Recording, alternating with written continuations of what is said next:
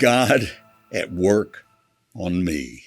It happens to me from time to time. I'm rolling along feeling pretty good about my spiritual life, and the Lord begins to show me things that help me see where I am coming up short. This time, it's my prayer life. Oh, I pray. Judy and I pray together for family and friends and the day's challenges and ministry, and it can sometimes be a pretty long list. I've learned the value of praying with people right at their point of need, too, no matter where we are.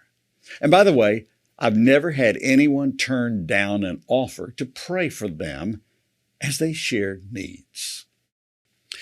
But as God points out things, I'm reminded that the Lord wants us to spend time with Him, not just bring our list of things, but to stay with Him long enough to hear what God has to say to us. I found it is a discipline that I need to exercise in order for it to take hold of me and my prayer time. I've noticed in the Old Testament book of Nehemiah that this leader prayed 3 different ways in just the opening verses. First, as he learned of the situation in Jerusalem, he spent days in prayer and fasting. He said, "When I heard this, I sat down and wept. In fact, for days I mourned, fasted, and prayed to the God of heaven." That's from Nehemiah 1:4. After that period of prayer, Nehemiah followed up with a prayer he verbalized. You can find that in Nehemiah 1, verses 5 through 11, a little more extended. Then some months later, when he was in the presence of the king and was asked what was wrong, Nehemiah breathed a quick prayer to the Lord. Now, this brief prayer was effective because of the longer time spent in prayer previously. That's a lesson for all of us. E.M. Bounds, who lived over 100 years ago, was a lawyer, an author, and a church layman. He's best known for his writing on prayer, such as his book called Power Through Prayer.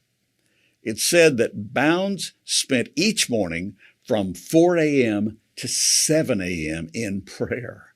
Wow.